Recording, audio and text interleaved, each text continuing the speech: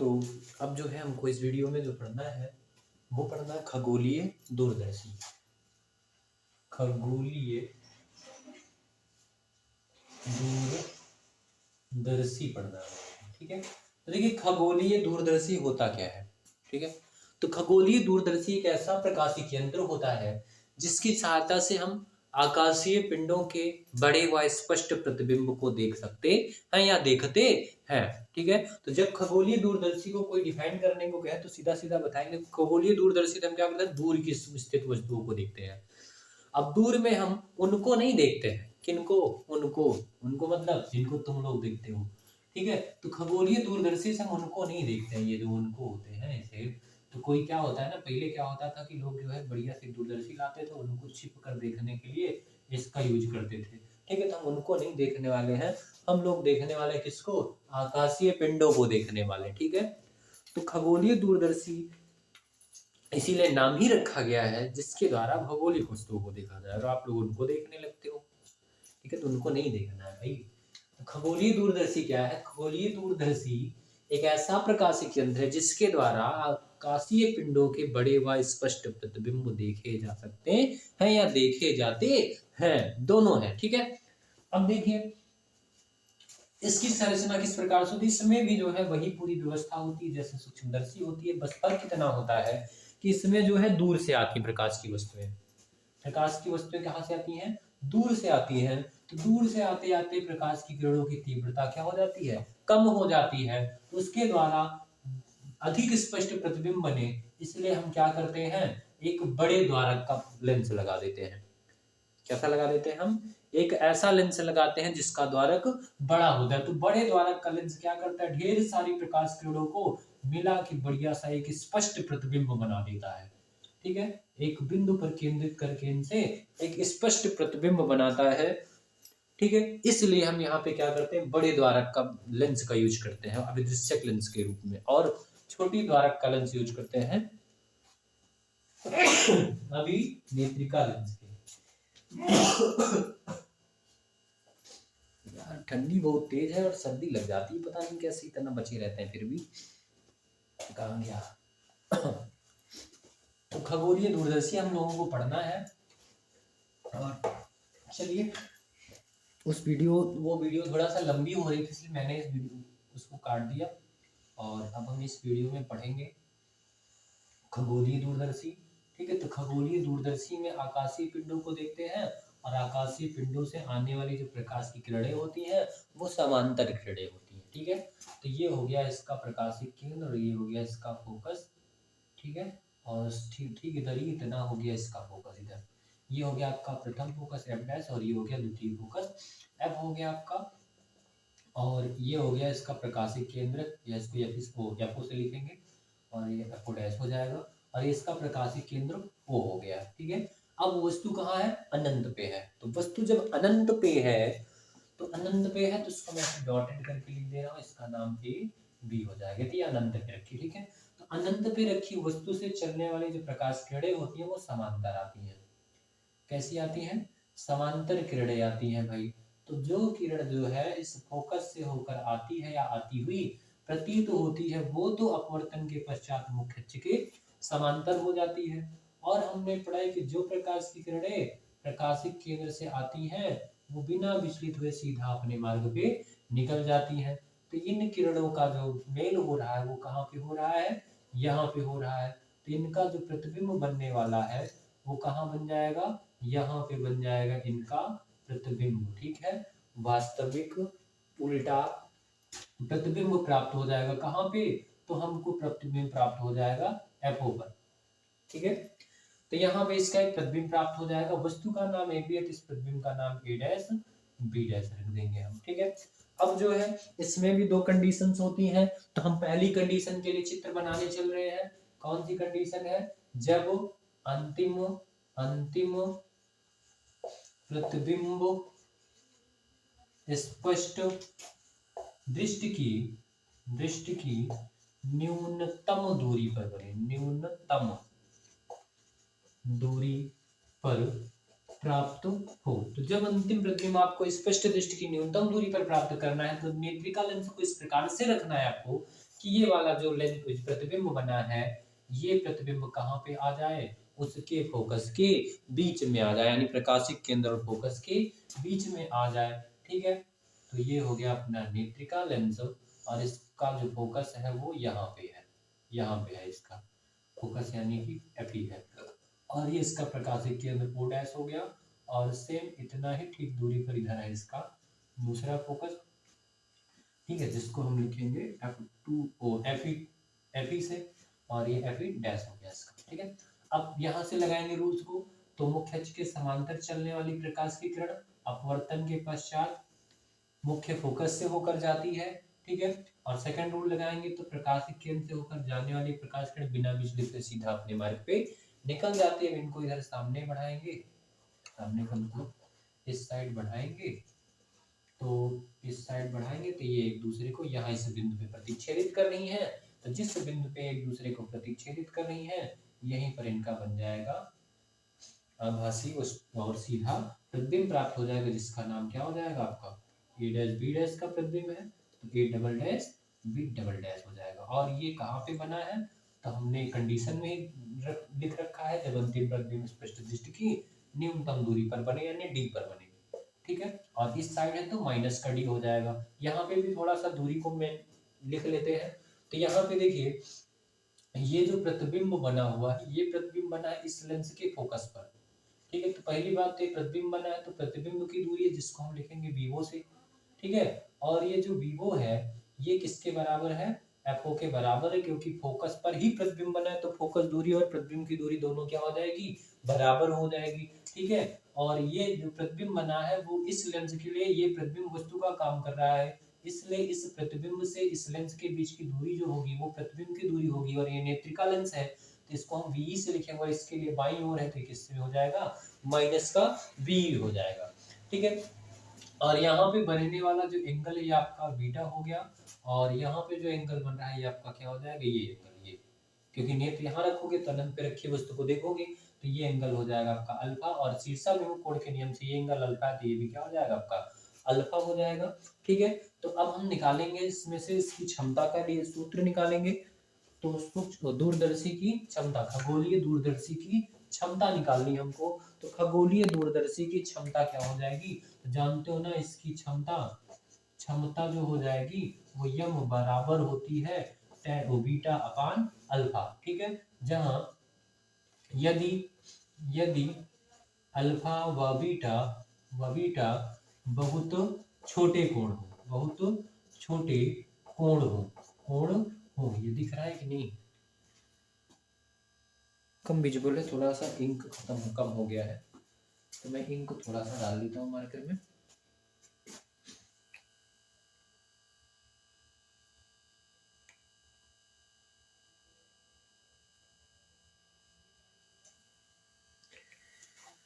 तो ये 2 बूंद जिंदगी के लिए मिल गया इसको।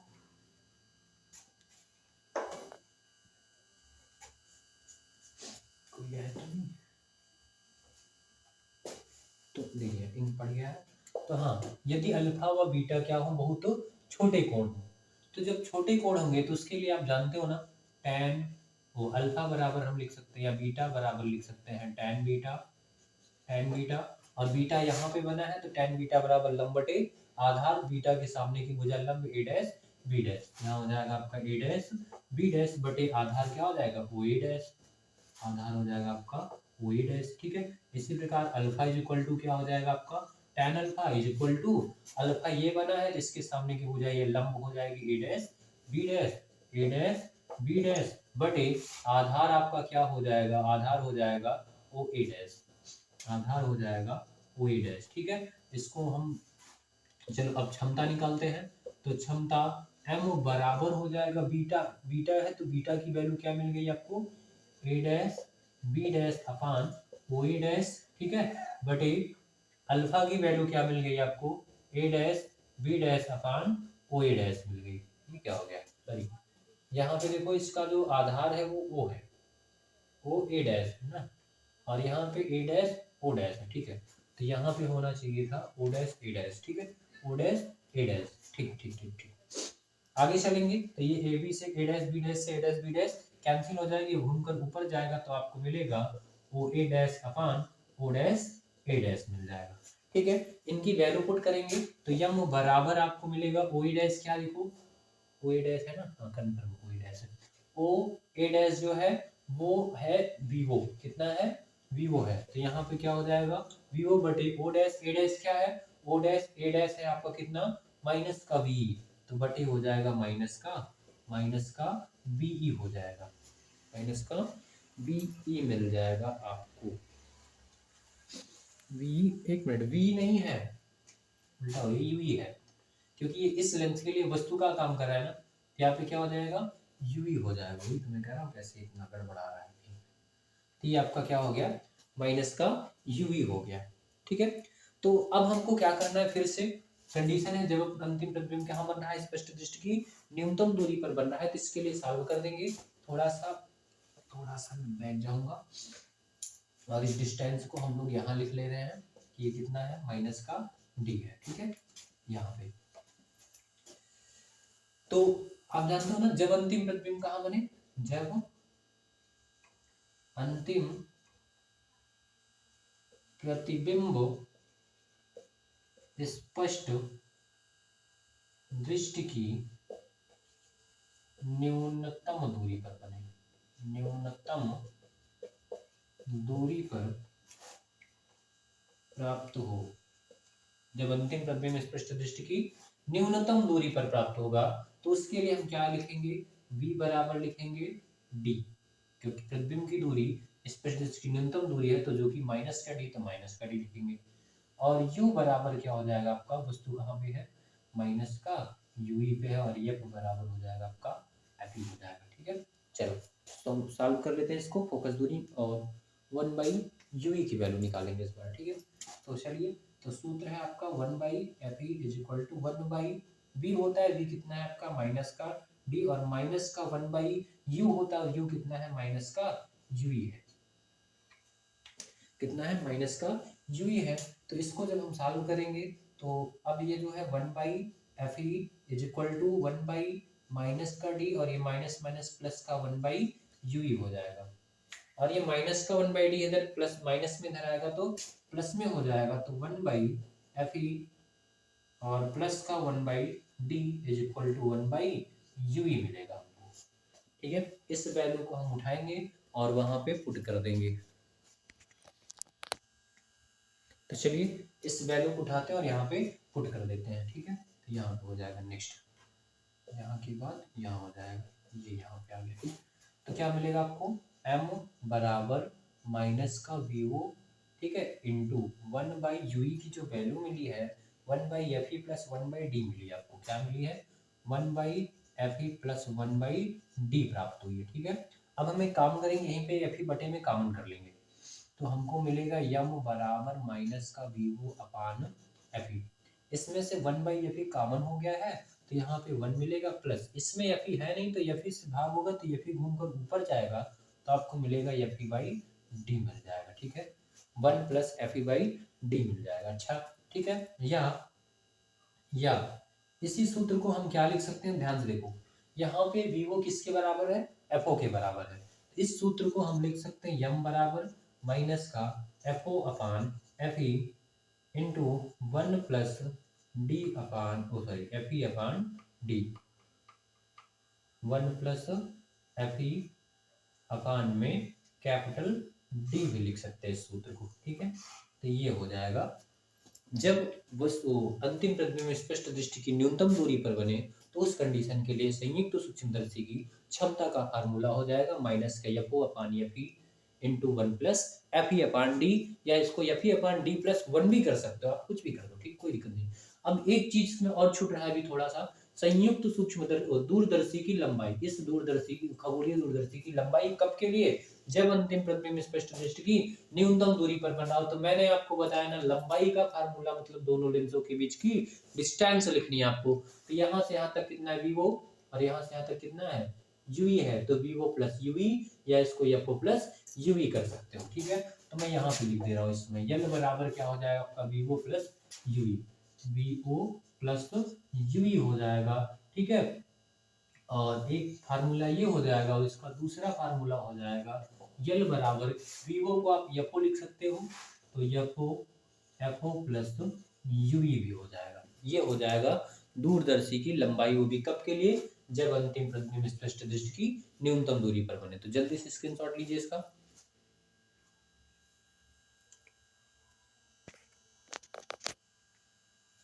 तो चलिए अब हम पढ़ेंगे आगे। अब हमको पढ़ना है जब अंतिम प्रतिबिंब अनंत पर प्राप्त हो। क्या पढ़ना है? जब अंतिम प्रतिबिंब अनंत पर प्राप्त हो। तो ये सब कुछ ही रहेगा।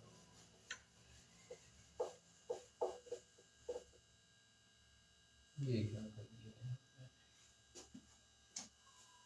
ये क्या है अपना फार्मूला, m बराबर माइनस का वीवो अपान माइनस का यूवी आया था। ठीक है, तो इसका काम है, भी इसको नहीं मिटाएंगे, और इसका कोई काम नहीं, इसको मिटा देते हैं। यहाँ पे भी इनको मिटा देते हैं, इनका कोई काम नहीं है।